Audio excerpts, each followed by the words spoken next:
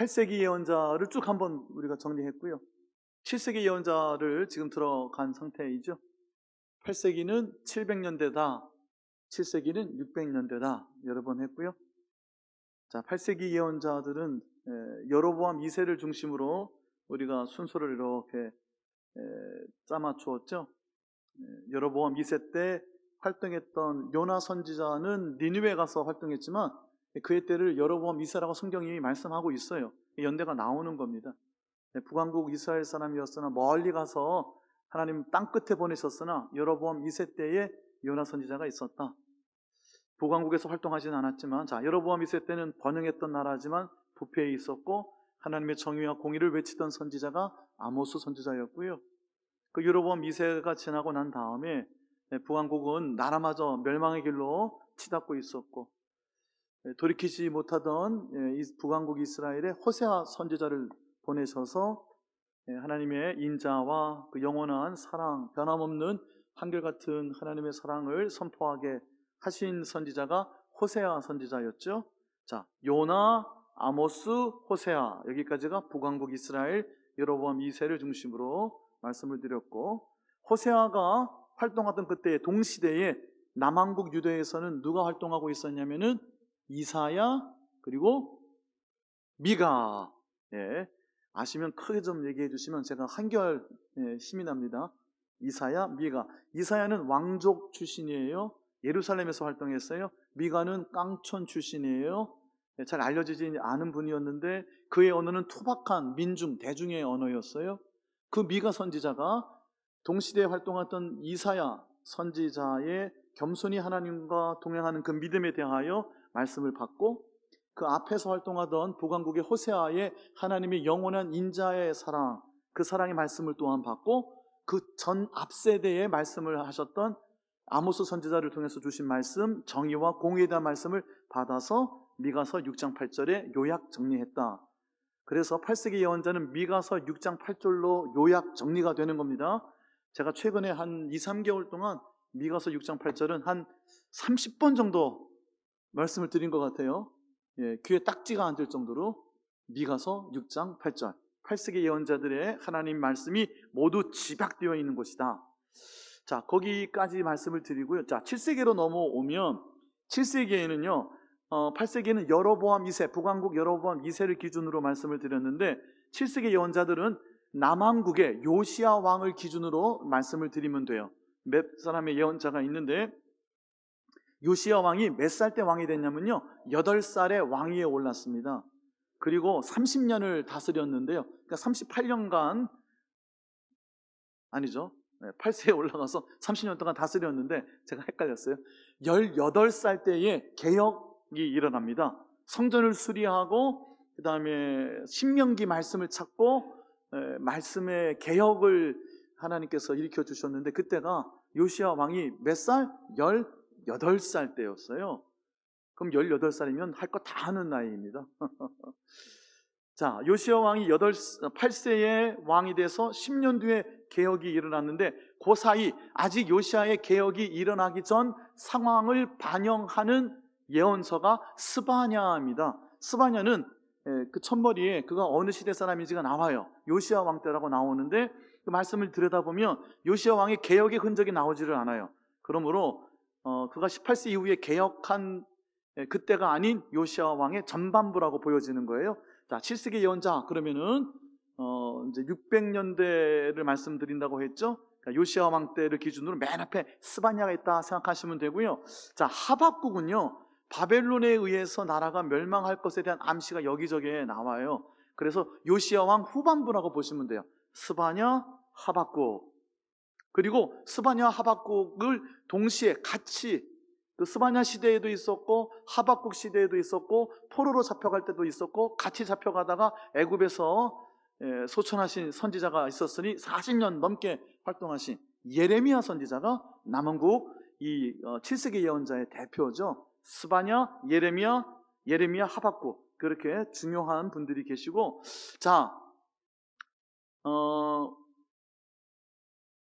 예루살렘, 남유다도 이제 멸망을 향해서 가고 있었어요. 587년에 멸망하는데요. 자, 산수 한번 해봅시다. 587년에 남한국도 바벨론에 의해서 멸망을 당했어요. 느부갓네살 왕의 30년 전에 니느웨가, 아수르 니느웨가 바벨론에 의해서 함락이 되고 나라가 망하게 됩니다. 이스라엘이 그렇게 괴롭혔던 아수르도 612년에 멸망합니다. 몇 년 전이죠? 누가 30 하셨죠? 아, 계산 빠르시네요. 제가 환청을 들었나요? 587년이니까 13년 뒤로 빼고 12년 더 빼니까 30년 전. 그러니까 예루살렘이 멸망하기 전, 바벨론에 의해서 멸망하기 30년 전에 아수르가 바벨론에 의해서 미리 무너집니다. 자, 아수르가 무너지는 것을 예언하고 바로 직전에 그 아수르가 심판받는 모습을 예언한 분이 누구라고요? 나훔. 그 심판의 메시지는 이스라엘에게는 위로의 메시지가 되었다.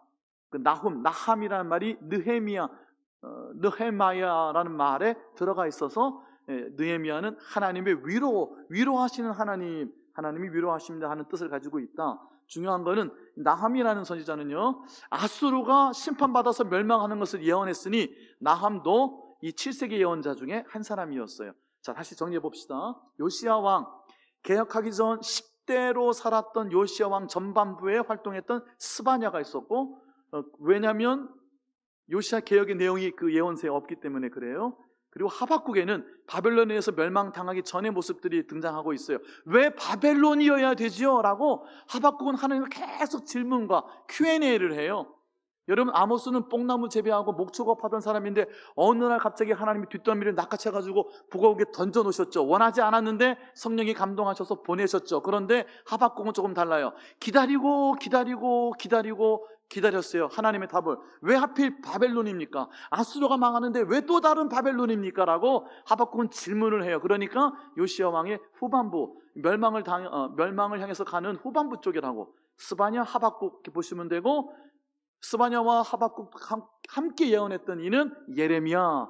그리고 이제 마지막에 니느웨가 멸망할 때쯤 612년에 그 심판을 예언했던 분은 나함. 스바냐, 하박국, 예레미야, 나함. 근데 한 분 더 있어요. 문서 예언자는 아니지만 요시야 왕의 개혁 때에 성전 수리하다가 찾은 성경책을 하나님의 책이라고, 하나님의 말씀이라고 입증해 주신 분. 누구죠? 훌다. 훌다라는 여선지자는 한 100번쯤 말씀을 드렸습니다. 그러니까 훌다도 한 분 넣어서 7세기 예언자로 기억하시면 되겠죠. 자, 7세기 예언자, 우리가 8세기는 다 끝냈어요. 지금 계속 복습을 하는 중이지만 7세기 예언자 중에 이제 예레미야가 굉장히 길어요. 그 중에 이제 몇 장만 지금 보고 있는 겁니다. 오늘은 16장인데 지난주에 16장 말씀을 나누었어요. 지난주에 16장의 내용보다는 16장의 첫머리에 나오는 예레미야 선지자로 하여금 너는 장가가지 마라, 자녀 낳지 마라, 부인을 얻지 마라, 가정을 꾸리지 마라, 그러시면서 하나님이 선택하신 예언자가 온몸으로 그의 삶으로 하나님의 메시지를 전해야 되는 모습에 대해서 설명해 드렸고요. 그것이 신학교 갔다 온 교육자들만 하는 일이 아니라 하나님이 불러주신, 하나님이 몫을 주신, 오늘 오전에도 말씀을 드렸어요.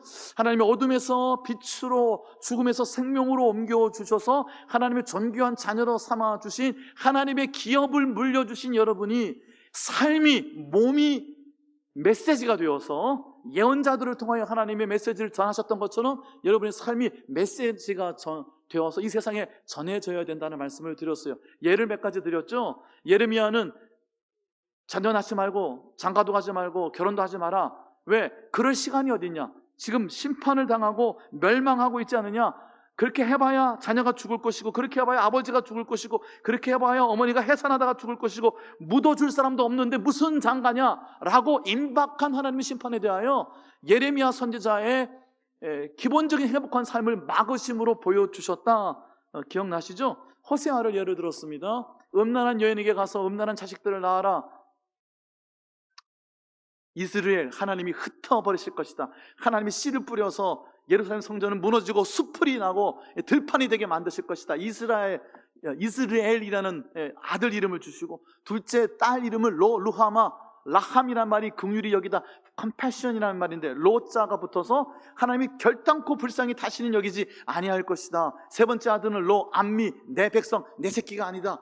아니 음란한 여인에게서 누구 새끼인지도 모르는 자식들을 낳아가지고 그런 이름을 붙여서 호세아의 삶 자체가 하나님이 이스라엘 북왕국 이스라엘을 향하여 던지는 메시지가 되게 하셨다. 기억나시죠? 한 가지 더 하죠. 이사야 선지자 왕족이었어요. 아들을 낳습니다. 이름을 스엘 야숲이라고 붙이죠. 근데 그 이름이 남은 자는 돌아오리라 뭐 그런 뜻이에요. 맞죠? 제가 지금 거꾸로 하나요? 스엘 야숲 맞죠? 남은 자가 돌아오리라. 왕에게 나아갑니다. 왕족 출신이니까 왕 만나는 게 어렵지가 않았어요. 깡촌 출신이 아니니까 왕에게 가서 아들을 소개합니다. 야, 아들 이름이 뭐야?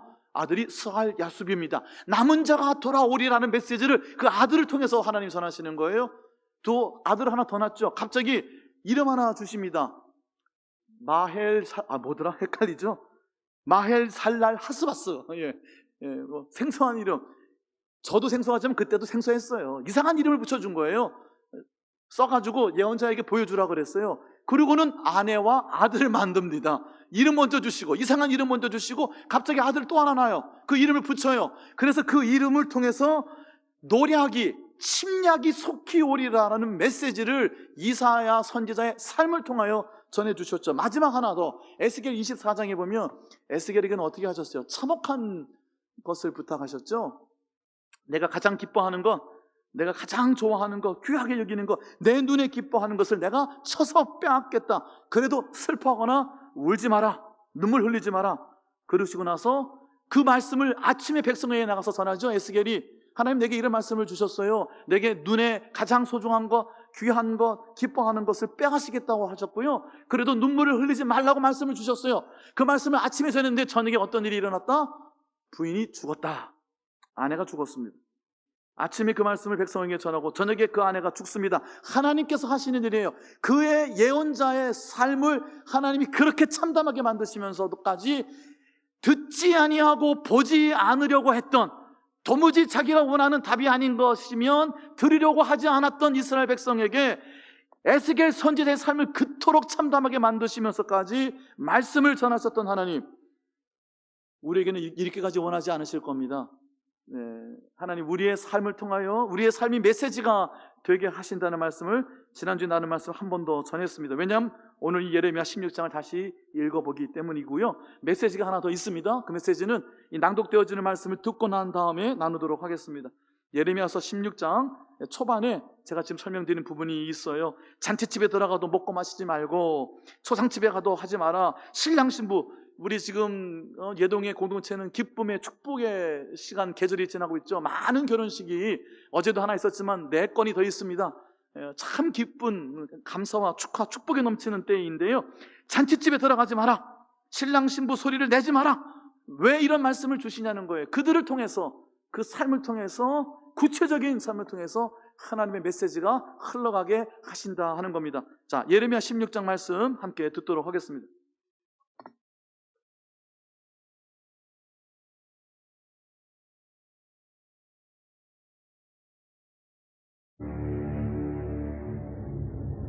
여호와의 말씀이 또 내게 임하여 이르시되, 너는 이 땅에서 아내를 맞이하지 말며 자녀를 두지 말지니라. 이곳에서 낳은 자녀와 이 땅에서 그들을 해산한 어머니와 그들을 낳은 아버지에 대하여 여호와께서 이와 같이 말씀하시오니, 그들은 독한 병으로 죽어도 아무도 슬퍼하지 않을 것이며 묻어주지 않아 지면의 분토와 같을 것이며 칼과 기근에 망하고 그 시체는 공중의 새와 땅의 짐승의 밥이 되리라. 여호와께서 이와 같이 말씀하시되, 초상집에 들어가지 말라. 가서 통곡하지 말며 그들을 위하여 애곡하지 말라. 내가 이 백성에게서 나의 평강을 빼앗으며 인자와 사랑을 제함이라. 여호와의 말씀이니라.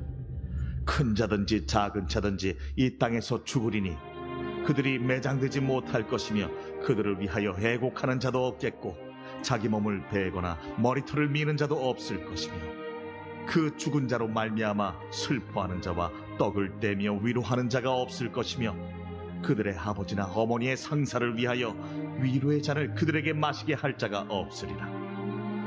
너는 잔치집에 들어가서 그들과 함께 앉아 먹거나 마시지 말라. 만군의 여호와 이스라엘의 하나님께서 이와 같이 말씀하시니라. 보라, 기뻐하는 소리와 즐거워하는 소리와 신랑의 소리와 신부의 소리를 내가 네 목전 네 시대의 이곳에서 끊어지게 하리라. 내가 이 모든 말로 백성에게 말할 때에 그들이 내게 묻기를 여호와께서 우리에게 이 모든 큰 재앙을 선포하심은 어찌 됨이며 우리의 죄악은 무엇이며 우리가 우리 하나님 여호와께 범한 죄는 무엇이냐 하거든 너는 그들에게 대답하기를 여호와께서 말씀하시되 너희 조상들이 나를 버리고 다른 신들을 따라서 그들을 섬기며 그들에게 절하고 나를 버려 내 율법을 지키지 아니하였음이라. 너희가 너희 조상들보다 더욱 악을 행하였도다. 보라, 너희가 각기 악한 마음에 완악함을 따라 행하고 나에게 순종하지 아니하였으므로 내가 너희를 이 땅에서 쫓아내어 너희와 너희 조상들이 알지 못하던 땅에 이르게 할 것이라. 너희가 거기서 주야로 다른 신들을 섬기리니 이는 내가 너희에게 은혜를 베풀지 아니함이라 하셨다 하라. 여호와의 말씀이니라. 그러나 보라, 날이 이르리니 다시는 이스라엘 자손을 애굽 땅에서 인도하여 내신 여호와께서 살아계심을 두고 맹세하지 아니하고 이스라엘 자손을 북방 땅과 그 쫓겨났던 모든 나라에서 인도하여 내신 여호와께서 살아계심을 두고 맹세하리라. 내가 그들을 그들의 조상들에게 준 그들의 땅으로 인도하여 드리리라. 여호와의 말씀이니라. 보라, 내가 많은 어부를 불러다가 그들을 낳게 하며 그 후에 많은 포수를 불러다가 그들을 모든 산과 모든 언덕과 바위 틈에서 사냥하게 하리니 이는 내 눈이 그들의 행위를 살펴보므로 그들이 내 얼굴 앞에서 숨기지 못하며 그들의 죄악이 내 목전에서 숨겨지지 못함이라. 내가 우선 그들의 악과 죄를 대나 갚을 것은 그들이 그 미운 물건의 시체로 내 땅을 더럽히며 그들의 가정한 것으로 내 기업에 가득하게 하였음이라. 여호와 나의 힘, 나의 요새, 환난 날의 피난처시오. 민족들이 땅 끝에서 죽게 이르러 말하기를 우리 조상들의 계승한 바는 허망하고 거짓되고 무익한 것뿐이라. 사람이 어찌 신 아닌 것을 자기의 신으로 삼겠나이까 하리니라. 여호와께서 이르시되 보라, 이번에 그들에게 내 손과 내 능력을 알려서 그들로 내 이름이 여호와인 줄 알게 하리라. 아멘. 예레미야 1장 5절을 제가 읽어드릴게요. 내가 너를, 하나님이 예레미야를 선택하실 때 주신 말씀이 내가 너를 모태에 짓기 전에 너를 알았고 내가 배에서 나오기 전에 내가 너를 성별하였고 너를 여러 나라의 선지자로 세웠노라 하시기로. 그러니까 예레미야는 1장 5절에 여러 나라의 선지자라는 부르심을 받았어요. 열방의 선지자, 민족을 위한 선지자에서 더 나아가 여러 나라의 선지자로 세움을 받았다. 여러분, 이 16장 제가 앞부분에 그의 삶을 통하여 메시지를 전하시는 말씀과 좀 이어서 더 말씀을 나눠보겠는데요. 이 당시에 있었던 일을 한번 여러 나라라는 관점에서 이스라엘이라는 관점만 가지고 생각하지 말고 한번 쭉 줌아웃해서 나가서 이 팔레스타인 이 고대 중근동 전체를 한번 들여다보시면 어떨까요? 아수르 뭐 얼마 못 가서 100년 남짓 그러다가 바벨론에 멸망당하죠. 바벨론은 나중에 페르시아에 멸망을 당하고 페르시아는 나중에 헬라 세계, 헬라 세계는 로마 세계 계속 그렇게 대제국이 바뀌어가죠.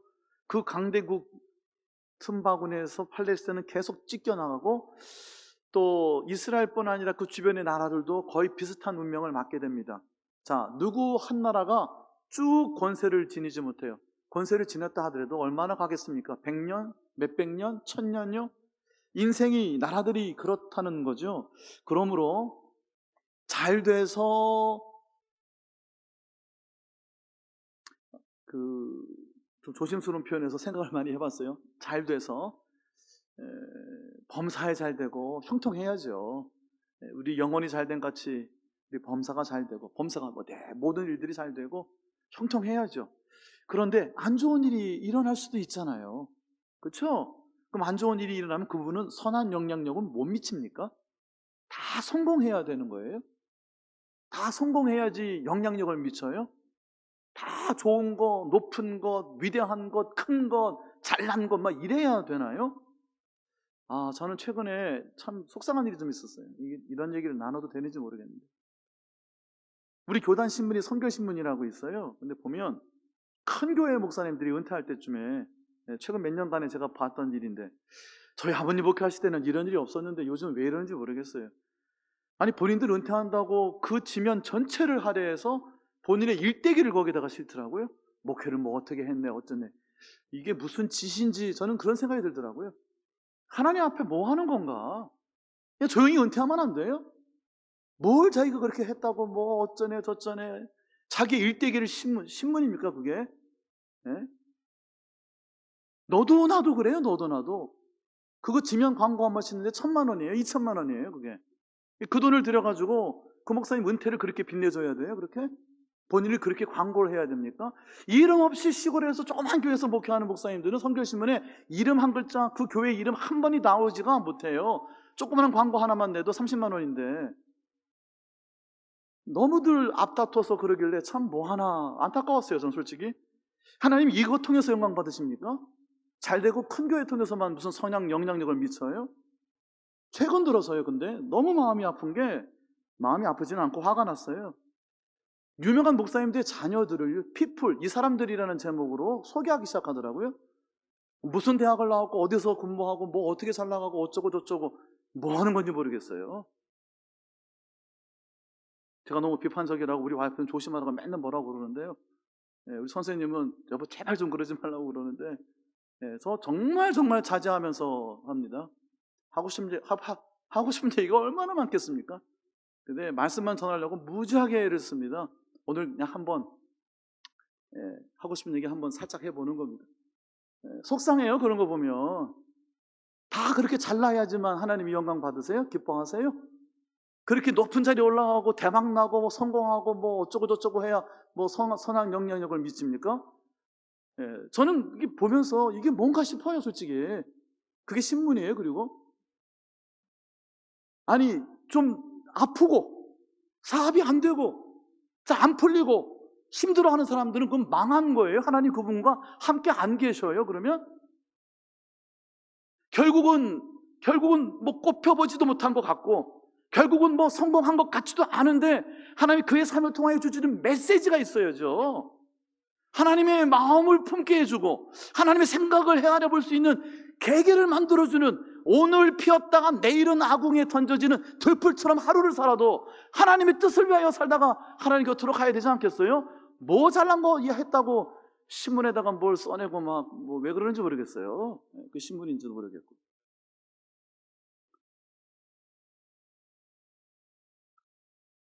선지자들을 하나님이 어떻게 선택을 하세요?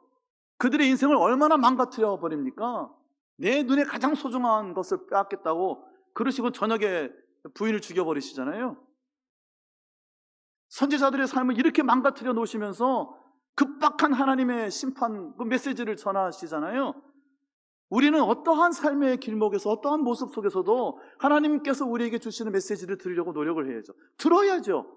순종이라는 말로 번역된 수많은 텍스트가요, 듣는다, 샤마라는 말이에요. 샤마, 쉐마 이스라엘, 이스라엘아 들어라, 이스라엘아 순종하라 하는 거 아니에요. 오늘 내가 내게 명령하는 것을 내 자녀에게 가르치며 집에 들고 날 때마다, 화장실에서 들어가고 날 때마다 그 말씀 보면서 가슴에 새기고 말씀 따라 순종하라고 했는데 첫머리가 쉐마, 샤마 들어라는 거예요.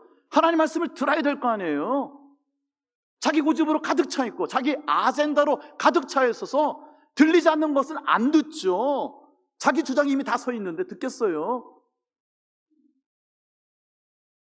오늘도 주시는 말씀에 보면요, 예레미야서로 다시 돌아가면 12절에 너희가 각기 악한 마음에 완악함을 따라 나에게 순종하지 아니하였으므로 그랬어요.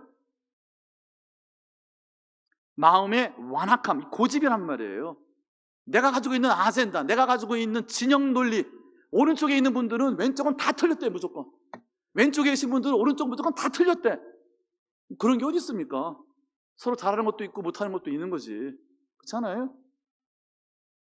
근데 마음에 한번 고집이 딱 서 있으면 그 다음부터 들으려 하지 않아요. 자, 그 말씀이 10절에 있어요. 그 메신저들, 예언자들의 삶을 그토록 망가뜨려 놓으시고 그들의 삶 속에서 메시지를 전하시는데, 그러니까 백성들이 이렇게 묻게 되죠. 깜짝 놀라가지고 이렇게 물을 수밖에 없어요. 이 모든 말로 그들의 삶을 통하여 백성에게 메시지가 전달이 되니까 백성들이 예레미야에게 물어요. 하나님이 우리에게 왜 이렇게 큰 재앙을 주십니까? 우리가 뭘 잘못했습니까? 우리가 하나님께 범죄한 죄가 무엇입니까? 여러분, 이 말씀을요 가만히 보면 메시지가 전달이 되고 저들이 하나님 앞에 죄가 노출이 되어서 우리의 죄가 뭘까요? 회개하는 모습으로 보이시죠? 아니요, 이 본문의 컨텍스트는 그게 아니에요. 깜짝 놀라서 그 예언자에게 묻습니다. 이 큰 재앙이 닥쳐온다는데 우리가 뭘 잘못했는데요? 이러는 거예요. 지금 이런 말씀은 수도 없이 되풀이되는 말씀이에요. 11절에 보면 너는 그들에게 대답하기를 하고 나오는 그 말씀은요, 아마 성경에 수천 번 기록되어 있을걸요. 끝없이 반복되는 말씀이에요. 이게 지금 너희들이 나를 버리고 다른 신들을 따라 그들을 섬기며 내 율법을, 이거 뭐 읽으면 입만 아프잖아요. 끝없이 반복되는 말씀 아니에요? 뭘 잘못했는지 몰라서 물어요? 뭘 잘못했냐고 하나님 앞에 반문하는 거예요.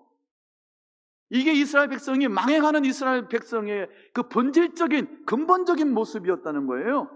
그래서 12절 말씀을 주시는 거예요. 너희 조상들보다 더욱 악을, 아니 뭐 얼마나 더 큰 악을 행했길래요? 고집을 부리는 모습에 대하여 말씀하시는 거예요. 특별히 더 큰 악을 자행했다는 것이 아니라, 악은 악이죠. 늘 반복되는 악인데 그 완악한 마음, 순종하지 아니하며 듣지 아니하며 그랬어요. 본문이 그거예요. 안 듣는다는 거예요. 그래서 하나님께서 어떻게 하시느냐, 쫓아내시는데 다른 신들을 섬겼으니 그 신들과 함께 잘 살아라. 하나님 보내주시는 거예요. 근데 여러분 13절에 하나님 주시는 심판이 이렇게 요약이 됩니다. 은혜를 더 이상 베풀지 아니하시겠다. 자, 이쪽에 5절에 와서 보시면 내가 이 백성에게서 나의 평강을 빼앗을 것이다. 인자와 사랑을 제함이라는 것은 이쪽에 은혜를 베풀지 않겠다는 말씀과 같은 말씀이죠. 제가 늘 우리가 나누는 말씀이 뭐죠? 주님의 은혜와 평강이, 하나님의 은혜와 평강이 함께 하시기를 축복합니다. 서신서, 목회 서신서의 거의 대부분은 이렇게 축복하고 이렇게 문안하고 이렇게 마무리를 합니다. 하나님의 은혜와 하나님의 평강, 하나님의 인자와 사랑, 하나님의 평안케 하여 주심, 이것이 하나님 주신 축복인 거예요. 근데 이것을 하나님이 빼앗고 베풀지 않으시겠다고 하시는 거예요. 왜요? 더 큰 잘못을 저질러서요? 더 큰 악을 행해서요? 보다는 안 듣기 때문이라는 거예요. 안 듣는다는 거예요. 오늘 오전 말씀도 저는 사실은 다른 말씀을 계속 품고 있었는데요, 아프간 사태를 계속 생각하고 또 자료도 찾아보고 그러면서 여러분도 다 마찬가지지 않으셨을까 싶은데 북한 땅이 이렇게 생각이 나더라고요. 저 솔직히 북한 땅에서 이렇게 많이 기도는 못했던 것 같은데, 때를 따라서 기도하고 생각나면 기도하고 했지 그렇게 많이 기도하지 못했던 것 같은데, 그 아프간 머나먼 곳, 알지도 못하는 그분들이 그 소식이 그렇게 가슴이 메어지는데 내가 내 동포 생각해서 얼마나 가슴이 메어졌을까, 너무 부끄럽고 그렇더라고요. 네. 예를 들어서 그 아프간 사태를 통해서 하나님 주시는 메시지들이 얼마나 많았는지 모르겠어요. 제가 그걸 어떻게 다 소개를 하겠습니까? 그 메시지를 가지고, 말씀을 가지고 묵상하고 하면서 오늘 오전에 말씀을 준비를 하게 됐는데요, 늘 새로운 말씀에 대한 기대, 하나님 내가 전에 알지 못했던 새로운 은혜를 경험하게 하시려고 나를 새로운 길로 인도하시는 하나님에 대한 기대가 있어야 돼요. 여러분 뭐 이렇게 많이 아세요? 제가 한번 정말 외람된 말씀을 한번 드려볼까요? 저보다 많이 아세요? 저는 성경만 20년을 연구하고 있어요 지금. 네. 성경만 박사학위 공부해가면서 하면 할수록 제가 내리는 결론이 뭔지 아세요? 정말 모른다는 거예요. 이게 얼마나 방대한지 아세요? 하나님이 얼마나 광대무변하세요. 계측이 안 돼요. 하나님은 알 수가 없어요. 우리가 하나님을 사랑하라고 하셨죠. 어떤 본문이 나오는지, 너 나 함부로 사랑하지 말라 그러세요. 너 나 함부로 사랑하면 큰일 난다, 이런 말씀도 있어요. 여러분 성경이 얼마나 어려운지 아세요? 하나님은 광대무변, 우리가 측량할 수가 없는 거예요. 그러니까 우리는 안다 하지 말고, 배웠다 하지 않고, 모른다 하고 늘 새롭게 주시는 말씀에 내가 순종하겠다는 자세로 엎드려야 되는 거예요. 들으려고 해야 되는 거예요. 순종이 뭐냐면요, 들으려고 하는 거예요. 순종하지 못하는 건 뭐예요? 내 고집 붙드는 거 아니에요. 왜 자기 고집 듣겠어요? 안 들으니까 그러는 거죠. 뭐 얼마나 알고 있다고요. 이미 다 판단을 다 해버렸어요.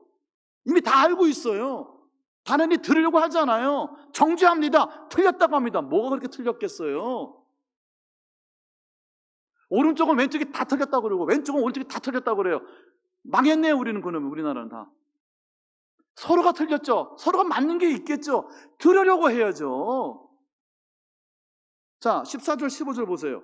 이 들으려고 해야 되는 모습이 여기에 있어요. 그러나 보라, 날이 이르니, 너무 심판에 관한 메시지만 중첩이 되는데요, 8세기 7세기가 그래서 그래요. 예언자들의 시대가 그랬는데, 그러나 하나님은 호세아에게 음란한 여인에게 가서 음란한 자식을 낳아라 그리고 말도 안 되는 이름을 붙여주시지만, 넌 내 새끼도 아니야 그래놓고 내가 다시 너를 내 아들이라고 부를 것이며 내가 너를 다시 긍휼히 여길 것이며, 막 이게 뒤죽박죽 막 호세아의 메시지가 섞여 있잖아요. 그런 것처럼 이렇게 말씀을 주시다가 갑자기 14절에 그러나 the days are coming, behold, 보라, 새로운 날이 오고 있지 않느냐, 희망을 가지고 소망을 가지자는 말씀 아니에요. 그러면서 주시는 말씀이 뭐예요? 출애굽 시켜주신 출애굽의 구원자 하나님이 아니라, 이 말씀이에요. 14절이 애굽 땅에서 우리를 인도하여 내신 하나님의 살아계심을 두고 맹세하는 게 아니라, 이 말씀은 출애굽으로 나를 인도하여 주신 구원의 여호와 하나님, 그 하나님은 내가 옛날에 알았어요. 근데 그 하나님 말고 15절 새롭게 북방 땅 바벨론으로부터, 페르시아로부터 새롭게 일어나는 신흥 강대국으로부터 우리가 멸망을 당하고 있는데 그들로부터 우리를 인도하여 내시는 새로운 하나님의 새로운 은혜를 너희가 경험하게 될 것이라는 거예요. 출애굽의 하나님이 아니라 바벨론 포로로부터 우리를 돌려주시고 페르시아 고레스 왕의 마음을 성령께서 감동해서 너희들은 고향 땅 다 돌아가서 너희들의 신을 섬겨라 하고 조소를 발표하게 하셨던 하나님, 그 새롭게 은혜를 베푸시는 하나님을 기대하라는 거예요. 날마다 기막힌 아침이라는 것은 내가 전에는 알지 못했던, 경험하지 못했던 하나님을 듣겠습니다 할 때에 들리는 하나님이라는 거예요. 이런 분들은 어떻게 살까요? 이런 분들은 어떤 믿음 생활을 할까요? 겸손하게 합니다. 아는 척 안 해요. 된 척 하지 않습니다. 제가 좀 심하게 말씀드려서 죄송한데, 선 줄 알았느냐? 넘어질까 두려워하라고 하지 않으셨어요? 섰다고 하지 않아요. 늘 불안해합니다. 늘 조심스러워해요. 넘어졌던 사람들이기 때문에, 수도 없이 넘어졌으나 하나님 그때마다 어떻게 일으켜 세워주셨는지를 뼈저리게 체험했던 사람들이니까 하나님 앞에 늘 새로운 은혜를 간구하지 않을 수 없었던 겸손한 믿음이 이사야 선지자의 믿음이었다니까요. 누가 누구를 함부로 평가합니까? 그 평가가 자신의 평가라고 생각하지만 정죄가 아니겠어요? 16절 이하에 피할 수 없는 심판에 대하여 사냥, 포수, 어부 막 이런 비유가 나오다가요, 19절, 20절, 21절 이거예요. 결국은요, 이스라엘이든 바벨론이든 아수르든 니느웨든 어떤 간에 여러 열방의 민족의 선지자로 세운 예레미야 선지자를 통해서 하나님 주시는 말씀은 이거예요. 결국 20절, 사람이 신 아닌 것을 자신의 고집으로 신으로 삼고 살았던 모든 것을 내려놓고 여호와 하나님만이 나의 힘이요, 나의 요새요, 피난처요, 민족들이 땅끝에서 죽게, 이렇게 말한다는 거예요. 이스라엘 민족만, 여러분 잘 생각해 보세요. 이스라엘 민족만 생각하면은 그렇게 갇혀버리는 거예요. 이스라엘 민족을, 이방 민족을 들어서 징계도 하셨다가 그 민족을 또 작살내게 하셔서 이스라엘을 또 이렇게 잘 되게 하시고, 이렇게만 보면 안 된단 말이에요. 다 같이 봐야죠. 다 같이 볼 때 모든 민족의 결국은 하나님만이 참 하나님이심을 21절 맨 끝에 그들로 내 이름이 여호와인 줄을, 하나님 여호와 하나님만이 참 하나님이심을 모든 열방과 민족이 고백하게 되는 그날이 마지막 날이에요. 그날이. 여러분 종말이 언제입니까?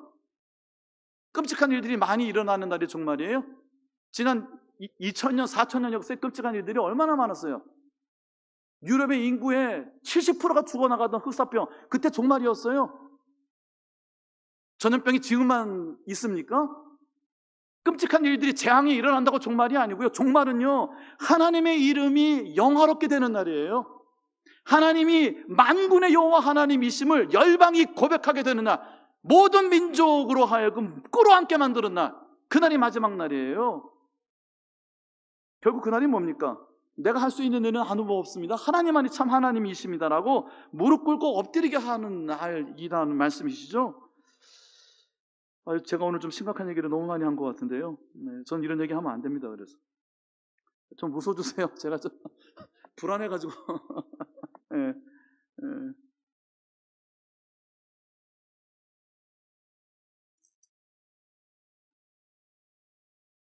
말씀을 마무리하겠습니다. 네.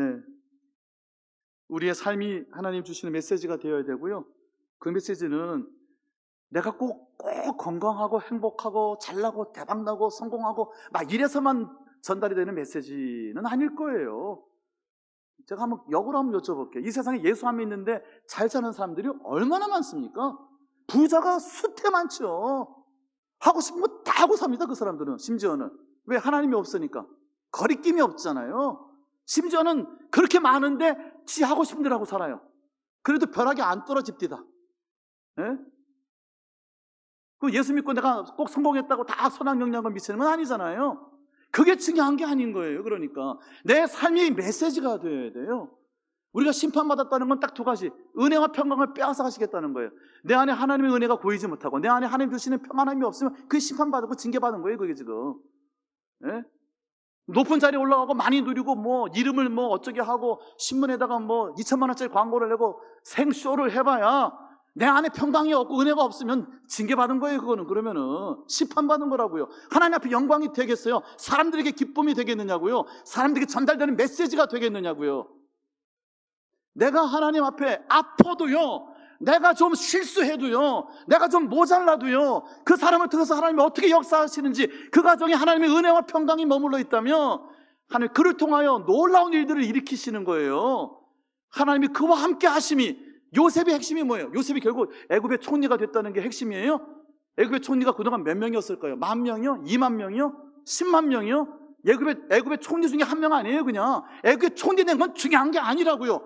하나님이 그와 함께 하심으로, 요셉의 삶은 하나님이 그와 함께 하심으로 감옥에 들어가나 구덩이에 들어가나 죽음 직전에 가나 어디에서든지 하나님이 그와 함께 하셨다는, 하나님의 은혜와 평강이 머물러 있었던 인생이었다는 거죠. 그게 메시지예요. 총리가 메시지가 아니고. 아파하는 식구들이 있어요. 보듬어 안아야죠. 예, 실망하고 어렵고 찢겨서 나가는 아픔이 있는, 그들을 위해서 우리가 눈물 흘리면서 같이 기도해야죠. 멀리 있는 미얀마, 아프간뿐 아니라 가까이 있는 북한, 그리고 내 주변에 있는 우리들이, 그리고 우리가 우리를 용납해야죠. 우리가 우리를 보듬어 안아야죠. 여러분, 독인 객인이에요. 같이 아파하잖아요. 그러니까 그 아픔을 끌어안고 또 내 아픔도 같이 위로받고, 그러려고 우리가 같이 용서받으려고 오는 겁니다. 누가 누구를 평가하는 자리가 아니고요. 여기는 같이 은혜 받고 같이 하나님 주시는 평안함 가운데 새로운, 날마다 우리를 새롭게 만나주시는 출애굽이 하나님이 아니라 바벨론 포로에서 우리를 다시 귀환시켜 주시는, 페르시아의 고레스 사이러스의 왕의 마음을 완전히 뒤바꿔 버리시는 여호와 하나님을 새롭게 경험하도록 날마다 새로운 하나님 경험하시기를 예수님의 이름으로 축원합니다. 찬송합시다. 지난주에 했던 찬송이죠? 우리 찬송 한 번 더 합시다.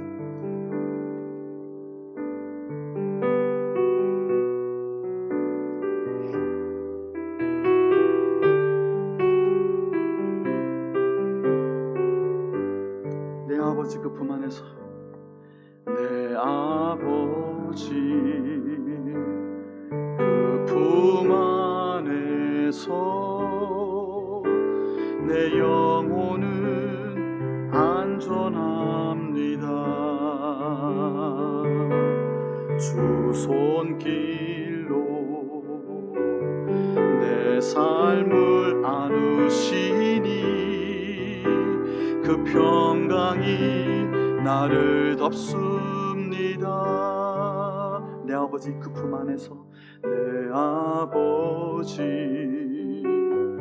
그 품 안에서 내 영혼은 안전합니다. 주 손길로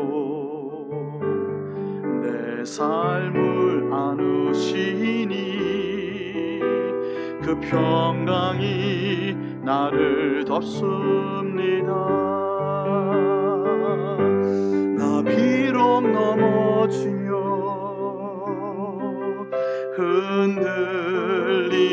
흔들리지만 주 내 안에 거하며 나를 붙드시니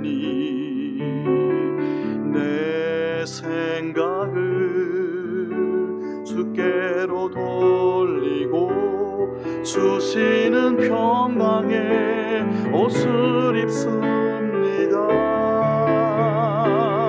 주 약속 안에서 내 영혼 평안해 내 뜻보다 크신 주님의 계획 나 신뢰 두려움 다 내려놓고 주님만을 지혜 주 안에서 내 영혼 안전합니다.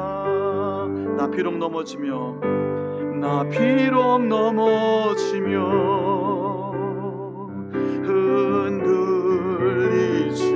흔들리지만 주 내 안에 거하며 나를 붙드시니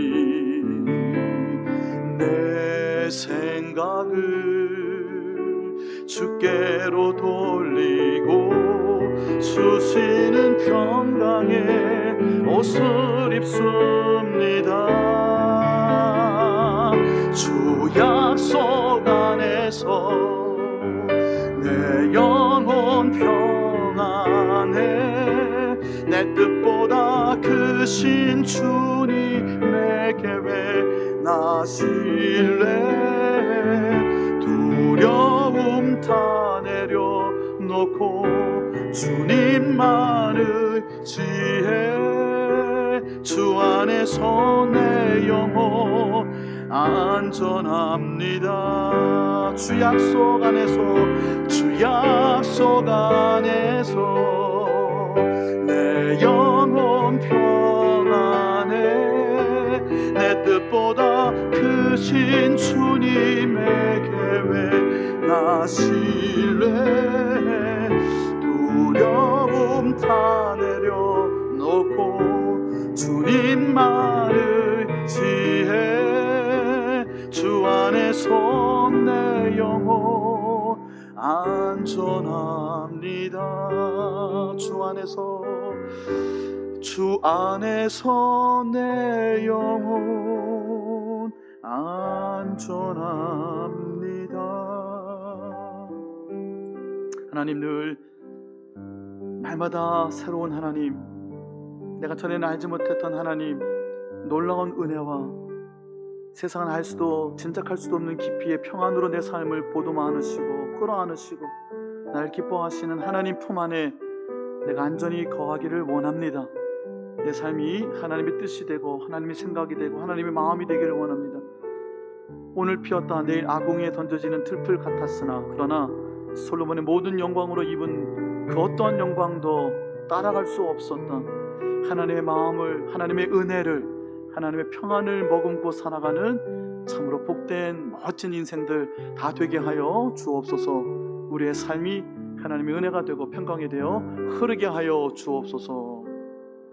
우리 구주 예수 그리스도의 은혜와 아버지 하나님의 사랑하심과 성령의 교통하심이 머리 숙여 예배하는 말씀을 듣고자 엎드리는 사랑하는 하나님의 자녀들 위해 이제와 영원토록 함께하여 주옵시기를 간절히 축원하옵나이다.